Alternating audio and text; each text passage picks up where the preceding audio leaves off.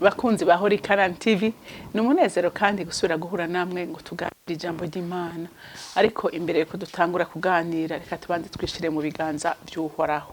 Mana Data rugira byose uri mu ijuru, nje imbere yawe muri iki gitondo cyiza cy'umugisha, umunsi turemeye kugira ngo tunezerererwemo. Mwami Imana, nanjye nyamashimwe yuzuye umutima wanje, nje ngushimira ubuntu bwawe butangaje utugirira uko bukeye nuko bwije. Nje ngushimira ko tweretse izuba ry'uyu munsi ko bose bagira ubu buntu, kandi natwe ntacyo twakoze kugira ngo dutegwe iteka n'ijuru nk'uko, ariko n'ubuntu bwawe n'imbabazi zawe n'urukundo rwawe. None Mwami Imana, ni wakira amashimwe adodobiza mu mitima yacu. Nta kindi ukwiriye gushimwa iminsi yose Mwami, ukwiye gushimwa nabo waremye bose. Haleluya, kuko ni nacyo twaremewe. Rero mukunzi mwiza, ndasenze ngo kakanya ugiye kunkoresha kugira ngo anere n'abana b'Imana. Savye mwemuyero umufasha mwiza ngo azabana nanje, azabana na bene data bose, bumve kandi batahura ijambo ry'Imana riganiriza imitima yabo. Nanjye ndongore mvuga ibyo ushaka, simvuga ibyo nigeneye, ariko ndongogwe nawe muri byose kugira ngo imitima ya benshi ifashwe. Mwami wanje, Mana yanjye, ndagushimiye, ndakuninahaje, icubahiro cyose gikomeze kuba icawe mu izina ry'umwami wanje Yesu Kristo. Senze nizeye kuvyumvise. Amen, amen. Rero ijambo Imana impaye kuganiriza imitima yanyu umunsi ni ijambo rivuga ngo reka gutinya Yorodani, reka gutinya ikiyaga gitukura kiri imbere yawe. Haleluya, kuko Imana iri kumwe nawe ntibura inzira. Amen. Rero ninavuga ikiyaga gitukura, umbe ngo ico kibazo cyose uri kuracamo ni ikiyaga gitukura cyawe. Haleluya, nkuko ikiyaga gitukura cyateye ubwoba abanyisirayeli bakarira bakavuza induru, niko nawe uyu munsi ikibazo urimo sinzi ubwoko bwacu, ariko ndazi ko ari kiri imbere yawe kandi kiguteye ubwoba. Ariko ninagira ndakubwire ngo Imana muri kumwe. Haleluya, ifise inzira nyinshi tugutabara, inzira z'Imana n'ibihumbagiza abantu b'Imana. Kandi Imana ntitererana bayo, Imana ntihemuka kuco yavuze, Imana iri inyuma y'ijambo ryayo kugira ngo iricitse. Haleluya, ico yakuvuze ko, kuko Imana iravuga ngo jewe Imana ndi umurinzi wayo. Haleluya, ndi umurinzi wanyu, nije ndabarinda ku murango no mwijoro. Haleluya, ndabarerura ku mababa yanjye mu gihe by'ibyago muko muracamo, sindabata sindabareka ndi kumwe namwe. Haleluya. Rero ikibazo dufise nk'abana b'Imana ni ukugira ubwoba, nukutizigira Imana ngo tuyizere, ariko ni wayizerayo ntizokwigera ikumara amazi. Haleluya, haleluya, ntizokwigera igira iki, ntizokwigera ikumara amazi.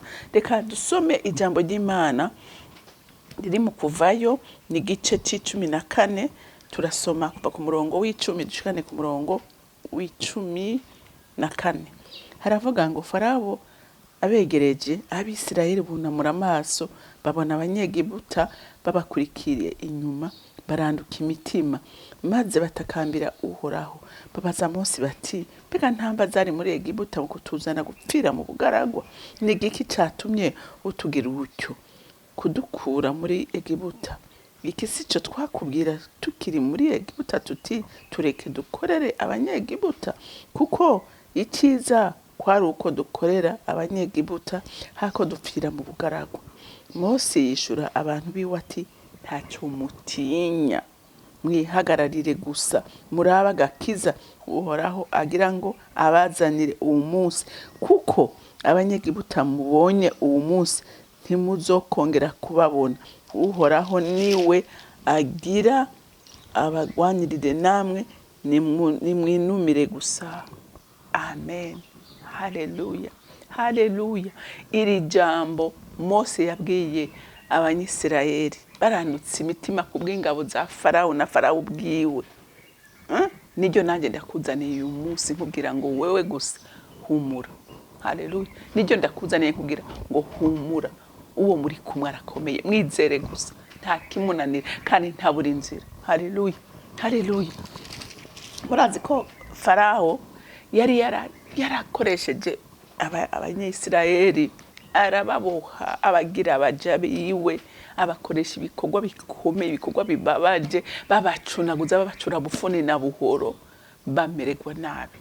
Haleluya, bamererwa nabi.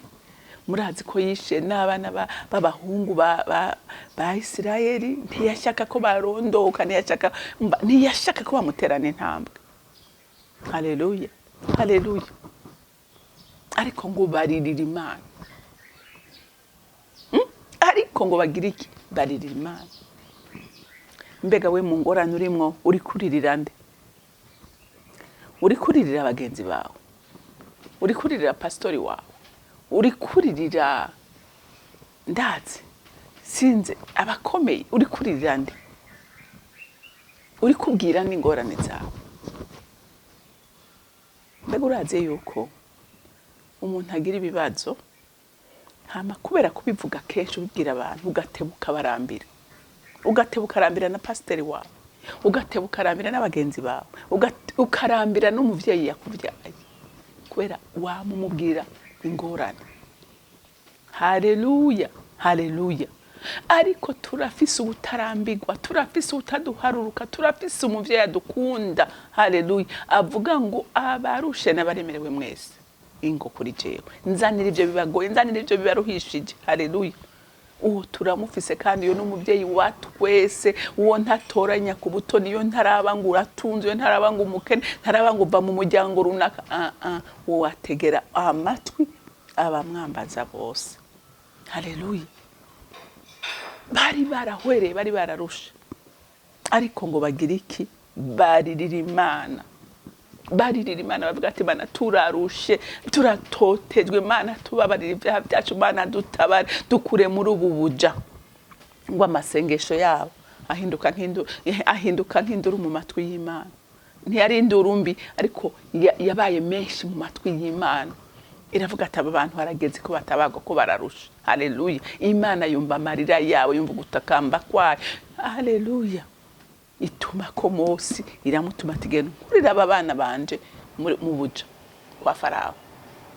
Mose yaragize ubwoba, baravuga ati kwa Farawo ingene nahavuye ndasubira gute? Mana uri kurampenda, uri kurampenda, subirayo. Ko navuye nkozi bara. Imana ati we haguruka gusugende. Singomba guteba uko Mose yavuganye n'Imana, ariko ndagomba kukubwira ko Mose yahagurutse atumwe n'Imana. Ajanye ijambo ry'Imana. Arahaguruka. Murazi bitangaza Imana yakoze mu maso yabo, sivyo ngomba kuvuga, ariko ndavuga ku canyuma catumye Farawo agondoka akavuga ati ndabarekuye. Imfura za Egiputa zose, ikintu c'imfura cyose cyo muri Egypte cyarapfuye. Abantu baravuga ati dukura ubwo bwoko, dukure. Ngira bavuga ati dukura ababarozi hagati muri twebwe. Iki ni icyagosa abantu. Haleluya, haleluya. Baragenda. Mugabe Imana iravuga ati sindaheza kwiyerekana ubushobozi bwanje. Amen. Nagira ndakubwira ngo ibyagutoteje Imana ihagurutse kubimara igabo. Haleluya. Ihagurutse kubigukiza une fois pour toutes. Mugabe bigusaba iki? Bigusaba gutitiriza, bigusaba kubandanya, bigusaba kudacika intege, bigusaba kumva guhora imbere y'Imana. Nturambigwe. Abantu benshi bararambigwa, ariko reka kurambigwa kuko tugwana. We ntarambigwa. Wafise umwete n'ishaka riteye ubwoba, nawe gira ishaka, gira umwete ukuguma wibutsa Imana, ukuguma utitiriza. Farawo aravuga ati wapi? Ati tubakurikire. Kubera iki? Bazimiye. Ngumva Imana yabakishije mu nzira n'ibigirankana, inzira idashika. Kuko barongogwa n'iki? Barongogwa n'igicu ku murango, mwijoro ngo inkingi y'umuriro. Nibyo bakurikira, nibyo Imana yari yaravuganye na Mose. Ati tuzojana kandi uzogenda uraraba aho mpagaze uhagarara. Niba wabona igicu kigiye ugende, niba wabona inkingi igiye ugende, ihagaze uhagarara aho nyene gushika aho jewe nzobashikanira iyo ngomba kubajana. Amakuru ashikira Farawo ati abantu bazimiye ntibazi inzira, tibaciye ku kiyaga gitukura. Kuko yarazi ko kiyaga gitukura bocaho gute? Ngo impande zose ngo hari ibisozi birebire badashobora kuduga. Ati eka hoge tugende. Ngo bafunge imikogote yabo, amafarasi n'ingabo zikomeye, ibigwanisho bikomeye, hoge tugende. Baragenda. Naha twasomye iyo abanyisirayeli ngo bunamuye amaso baravuga ati turapfuye. Bavuze induru, bavuze induru. Ati Mose urabona ibyo twakubwira ntibyari byiza ko tupfira muri Egiputa akaja gupfira ngaha muri ubugaragwa n'abana bacu n'amasho yacu kubera iki waduhenze kubera iki watuzanye kugwa hano kubera iki bararira nawe uyu munsi uri kurakekeranya ic'Imana ivuga isezerano ry'Imana uri kurarikekeranya kubera ikiyaga gitukira imbere yawe n'imisozi hirya no n'ingabo za Farawo inyuma yawe nagira ndakubwire ngo Imana yacu ni buri nzira igihe ubonye biriko birasuriranya biba bigeze ku mperezo reka gucika intege reka kwiheba reka gucika intege reka no kwiheba igihe ubona ko bitagishoboka ubwo nibwo Imana ivuga ubwo nibwo Imana ikora ubwo nibwo Imana iseruka igihe ubona ko bitagishoboka igihe ubona ko umwiza ubaye mwinshi nibwo umuco ugiye kuza haleluya haleluya ngo bavuze induru Mose arababwira ku murongo w'13 ngo Mose yishura abantu ati ntaco mutinya ngo mwihagarariye gusa muraba gakiza uhoraho agira abazanire uwo munsi kuko abanyagihuta mubonye uyu munsi mutazokongera kubabona uhoraho niwe agira ngo abagwanire namwe nimwenumire gusa bantu b'Imana hari banga mu kunuma hari banga mu kunuma hari banga mu guhanga amasimana hari banga mu kubandanya haleluya Mose abagira ati ceceka reka gutera induru ataba mubonye abanyegiputa ati byabo birarangira uyu munsi ntimuzosubira kubabona ukundi rero nawe muntu w'Imana icyo ngomba kukubwira tekana haleluya utekane reke kuri gusemera uca hirya no hino utawakuba uhindura bavugisha uhindura uwundi uyu munsi uhindura uwundi ejo uja mu shengero uja mu rindi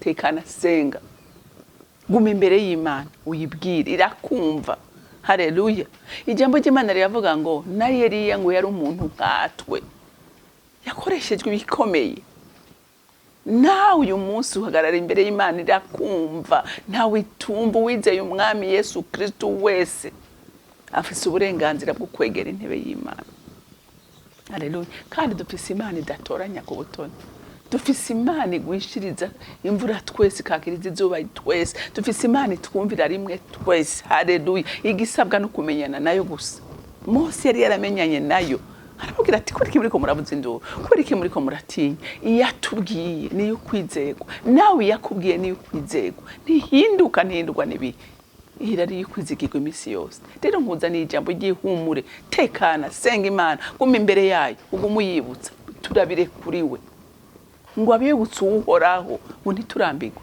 ntitunaceceke ntitunayikenaye ngo iheme ushika ngo uhinduye Yerusalemu ishimwe Yerusalemu yawe ni urugo rwawe n'ubuzima bwawe nico cyose niyo Yerusalemu yawe icyo usengera buri munsi utarabona gihindutse ntureke umutitiriza gushika ubonye Imana yishuye haleluya haleluya gushika Imana yishuye bose rero abagira atereka kubuza induru ariko mutizera kuri mugira ubwoba ati Imana igira ibereka gakiza kayo umunsi haleluya haleluya ikiyaga Mose Imana imubwira ati rambura iyo nkoni yawe ufise iki mu ntoki icyo nico naguhaye ukoresha rambura iyo nkoni ngo ikiyaga kigabanyamo kabiri umusozi uraduguja hejuru murazi ko Seya ikiyaga kiba gifise profonde uburebure butebwo Imana irawuduza haleluya